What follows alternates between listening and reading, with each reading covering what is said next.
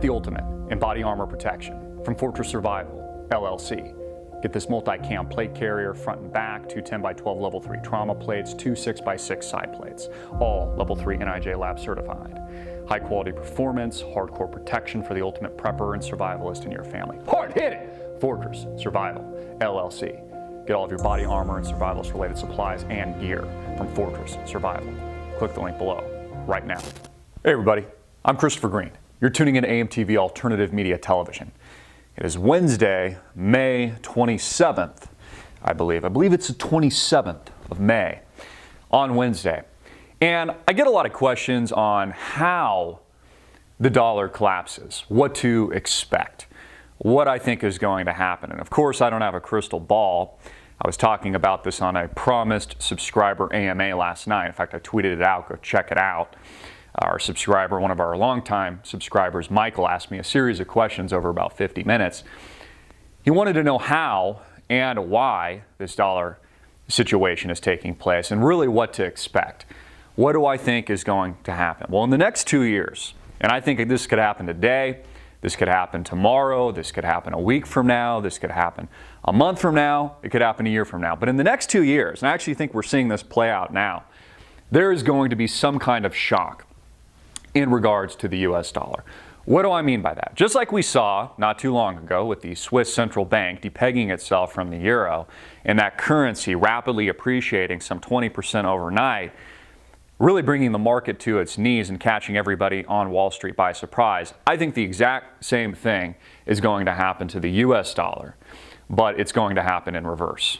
I think that the dollar is going to rapidly depreciate overnight, and it's going to create a panic, and it's going to cause a shock.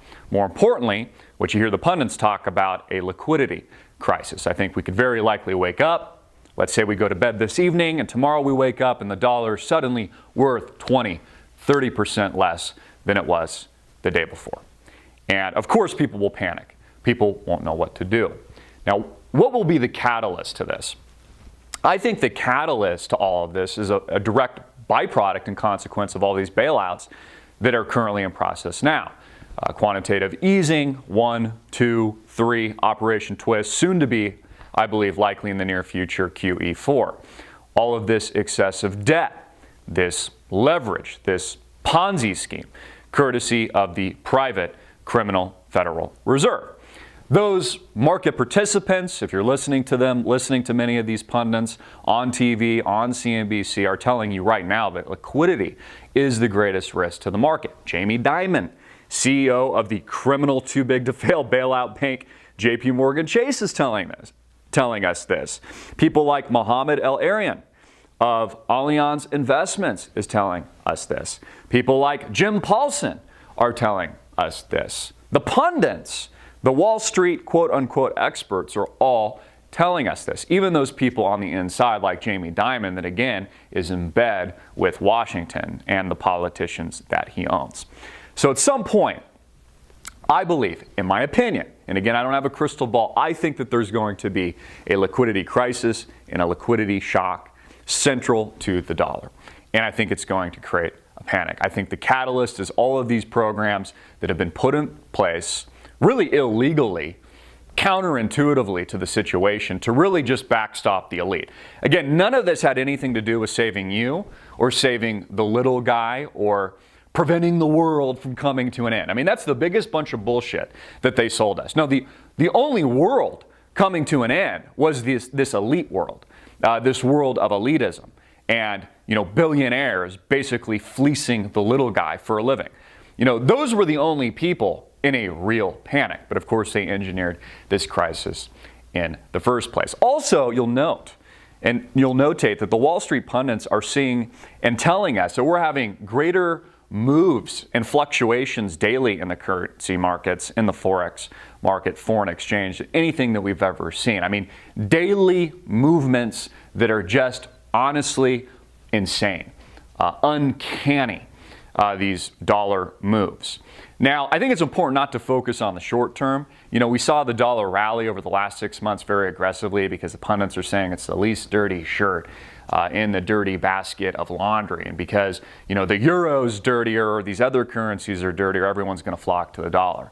Well, we've since seen a reversal in the dollar. But if you look at a long-term chart of the dollar, you'll notice it's been on a steady decline over the past several decades, ever since the dollar went off the gold standard post the Bretton Woods system, and it really depegged itself from anything of real value. It just became this artificial reality created by the Federal Reserve, backed and secured by nothing. As a result of this currency crisis, this currency shock, this currency war, I think that is going to have a ripple effect in the market itself, in global capital markets. It's going to affect stocks. It's going to affect bonds. Bonds, fixed income, U.S. Treasury debt is probably the biggest bubble at the moment that people are starting to talk about. We saw negative interest rates in Europe.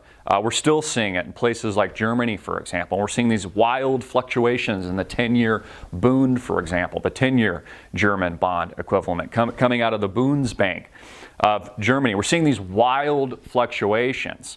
And as I talked about yesterday on this AMA, the subscriber AMA, the problem with this is the only entity providing liquidity to the market right now is the Federal Reserve itself. It is the buyer of last resort. It is the backstop to this liquidity crisis, which really is an illiquidity crisis. It used to be that China was this large shareholder and owner of U.S. Treasury debt because there was actual real demand to hold U.S. Treasury bonds.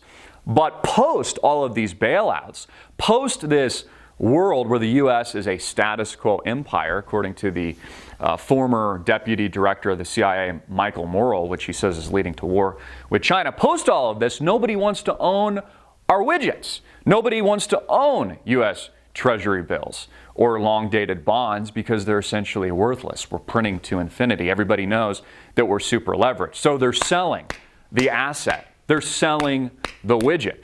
And what is happening, because there's no liquidity and because it's really an illiquidity crisis of sorts, the Federal Reserve is providing that backstop. They're buying all the bullshit that nobody else wants to own. They're buying the mortgage-backed securities. They're buying all of these synthetic instruments that have been created just so the big banks can profit. So all of this, I believe, is transpiring now. All of this, I think, is playing out right now. And I think that we're going to see an overnight shock in the not too distant future centered and central to the US dollar. And of course, this plays into the new world reserve currency. This plays into the renminbi, the Chinese yuan, moving and taking greater market share as the reserve currency, the AIIB, the Asian Infrastructure Investment Bank, providing that counterpoint as a direct competitor to the long Western tried and true dominated IMF, International Monetary Fund, and World Bank. And of course, all of this is leading to war. So, it's important that we prepare now. It's important that you prepare 6 months in advance versus waiting to when the actual crisis hits. I mean, the last thing you want to do is be the guy with your pants around your ankles, with your hair on fire, screaming, holy shit, I should have done something. I should have prepared my family. It's why I've been a huge advocate of gold and silver. Should make a part of your portfolio. Precious metals, 10% I think is a healthy number. Please speak to your financial advisor, somebody that you trust. But you need to invest and diversify your family's risk into something real, something tangible. I mean, even if it's not precious metals, for example, it's not gold and silver, what I'm seeing a lot of wealthy people in my neighborhood doing is investing in things like art, fine art. We're seeing record sales, unlike anything we've ever seen. We're seeing investment in collectible cars. Do you know it's actually easier, according to brokers, to sell a $2 million collectible car than it is a $200,000 collectible car? So we're seeing this money flood into collectibles. I mean, you could even own Rolexes, for example, a real, tangible thing. And that would be better than just holding all of your wealth in dollars, waiting for the shock. It's kind of a lesson number one that you learn in finance is to diversify your risk. It's not that you should have all of your investments in a single product or a single type of investment. You're supposed to diversify that risk. And so that's what I'm seeing a lot of people do. People with a lot more money than me investing in, again, things that are real, things that are tangible. Farmland, water rights, investing in themselves. I talk about this all the time. You're the greatest asset that you have. Your physical health, your physical well-being, you should be making that your top investment. It's amazing to me people let their health go. They'll consume this this artificial food that's being fed to us by corporate giants like McDonald's, for example, and they're getting fat and they don't know why. And I'll see people make investments to their 401k or their IRAs, but not themselves, not their health, which is really their greatest asset, or their education, for example. Your education, or investing in your profession, or investing in your passion. These are all proactive things that you can do. So although we have these very real risks present, we're living through this economic crisis right now. It's not that we should live in fear. I think that we should be optimistic and opportunistic about the future, but we should take the necessary steps now to prepare. So what I expect, in my humble opinion, is an overnight shock. I think it could happen as soon as today, as soon as tomorrow. And I really see it as a 2-year time horizon. I think we're living through now. We're seeing these wild fluctuations in the market, these parabolic moves, which will revert to the mean. I mean, you learn about this in mathematics. It's called a reversion to the mean. At some point, things will revert. It doesn't mean that things can't move parabolically a little bit longer, that we can't see this insanity, this casino that makes up Wall Street, shoot to Dow 20,000 over the next year. It's not that this can't continue a little bit longer.